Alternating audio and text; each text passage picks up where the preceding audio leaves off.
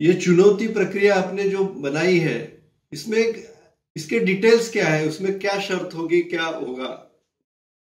अब बेसिकली ये कागज पर लिखी हुई प्रक्रिया है, लेकिन चुनौती स्वीकारी जाती है कब माना जाता है? ये जब जो सभी शर्तें हैं, ये सभी की सभी शर्तें, जैसे कि फ्रॉड एंड प्रूफ कंडीशंस के अंदर इसका आयोजन होगा, महाराज जी को ऐन वक्त पर 10 आदमी सादर किए जाएंगे, ये 10 आदमियों के नाम हो गए, पिताजी का नाम होगा, उनकी उम्र होगी, वो आधार कार्ड के आधार पर सही माने जाएंगे, रजिस्टर्ड मोबाइल नंबर जो होगा वही नंबर माना जाएगा। ये सभी शर्तें ऑलरेडी कागज पर लिखी होगी, 10 यानी 100 रुपए के स्टैंप पेपर पर, और उस स्टैंप पेपर पर महाराज जी की साइन हो, हमारी ओर से मेरी साइन हो, तभी माना जाएगा कि ये चुनौती स्वीकारी गई है। जब तक ये स्टैंप पेपर पर दोनों साइड से साइन नहीं होती है, तब तक चुनौती स्वीकारी गई ऐसे कहने में कोई मतलब नहीं होता है, क्योंकि किसी पर कोई जिम्मेदारी नहीं होती है।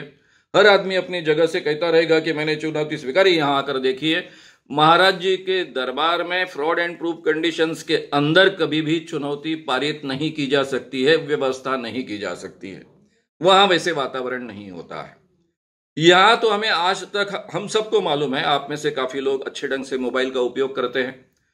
हमें हमें अगर किसी व्यक्ति का नाम और उसका चेहरा भी पता चल गया, पहला नाम भी पता चल गया और चेहरा पता है, तो जैसे ही आप गूगल पर उस नाम को सर्च करते हो, उसके साथ में उसका फोटो डालते हो, तो आपको कई जानकारियां प्राप्त हो सकती है, फेसबुक पर प्राप्त हो सकती है, जहां जहां ऑनलाइन उस व्यक्ति की जानकारी उपलब्ध है, पूरी जानकारियां प्राप्त हो सकती है, और इसके लिए कुछ मिनटों का समय लगता है। इसलिए हमें यह देखना पड़ेगा कि जब यह चुनौती का स्वीकार किया जाएगा, तब किसी के पास मोबाइल नहीं होगा, महाराज जी के पास भी नहीं होगा, हमारे पास भी नहीं होगा, किसी के पास। जो पत्रकार वहां हाजिर होंगे, उनके पास भी कोई मोबाइल या ऑनलाइन कनेक्शन हो, इस ढंग की सुविधा नहीं होगी।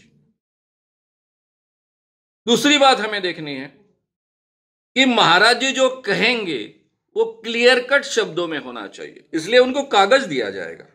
इसका नाम क्या है? महाराज जी जो बताएंगे, कोई व्यक्ति उनकी ओर से उस पर लिखेगा, उसमें कोई संदेह के लिए जगह नहीं होगा। पिताजी का नाम क्लियर कट लिखा जाएगा, उम्र क्लियर कट लिखी जाएगी, उसमें कोई नंबर में डाउट नहीं होगा। उसी के साथ में मोबाइल नंबर क्लियर कट लिखे जाएंगे, और उसके बाद में जो पंच कमेटी के पास में ऑलरेडी इसके कागज जमा है, उसके साथ में उसको कंपेयर किया जाएगा, और उसके आधार पर 90% करेक्ट है कि नहीं, ये माना जाएगा। यानी यहां पंच कमेटी को भी निर्णय लेने के लिए केवल टैली करना है, देखना है कितना परसेंट करेक्ट है, कितना नहीं है, उससे ज्यादा उनको मत व्यक्त करने का वहां कोई अधिकार नहीं होगा। ये जो पंच कमेटी होगी, वो दोनों के सम्मति से चुनी जाएगी, वो तटस्थ होगी, ना हमारी ओर की होगी, ना महाराज जी के ओर की होगी। हो सकता है कि वहां रिटायर्ड जजेस हो सकता है कि वहां पत्रकार संघ के अध्यक्ष उसमें हो। दोनों की सम्मति से जो लोग वहां रहेंगे वो तटस्थ रहेंगे, वो केवल इतना देखेंगे कि पर्चे पर क्या आया है।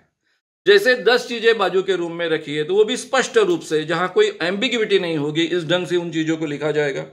महाराज जी के ओर से महाराज जी जो बताएंगे, क्योंकि वो बुंदेलखंडी भाषा में बोलते हैं, तो हमें अच्छे ढंग से समझ में नहीं आता है, लेकिन जिस व्यक्ति को वो भाषा अच्छे ढंग से समझ में आती है, ऐसा उनका कोई साथी होगा जो शुद्ध हिंदी में या फिर इंग्लिश में ये सब चीजों के नाम लिखेगा, ताकि बाद में उसके बारे में कोई डाउट नहीं होगा।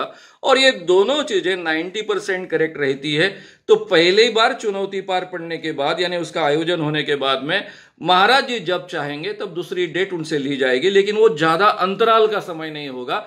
हमने 5 दिन कहा है, उसको और उनके सम्मति से बढ़ाया जा सकता है, लेकिन 15 दिन से ज्यादा नहीं बढ़ाया जा सकता। 15 दिन के अंदर दूसरी चुनौती पारित की जाएगी, और दोनों बार 90% करेक्ट रहे तो फिर माना जाएगा कि उन्होंने सही माने में दिव्य शक्ति का आह्वान जीता है, उन्होंने दिव्य शक्ति साबित की है। पहली बार वो हारते और दूसरी बार चुनौती देना चाहते तो भी इसका आयोजन किया जाएगा। दूसरी बार और पहली बार में कितने परसेंटेज में फर्क है, इसके बारे में हम सोच सकेंगे, यानी बाकी लोग सोच सकेंगे, लेकिन उनको यह अधिकार रहेगा कि दूसरी बार भी वो चुनौती पूरी करे।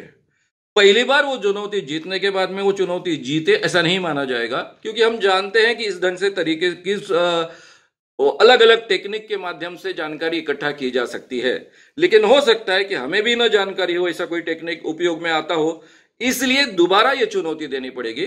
और महाराज जी के लिए तो ये कोई नई बात नहीं है, वो बार बार अपने दिव्य दरबार में अपनी दिव्य शक्ति का प्रदर्शन करते ही है, इसलिए उनके लिए तो कोई बड़ी दिक्कत की बात नहीं है। तो ये 2 बार अगर 90% करेक्ट रहा इस फ्रॉड एंड प्रूफ कंडीशंस के अंदर, तो ही इसे माना जाएगा कि वो चुनौती जीते। और 100 रुपए के स्टैंप पेपर पर दोनों ओर से जब साइन हो गए, तो ही माना जाएगा कि सही माने में उन्होंने चुनौती का स्वीकार किया है।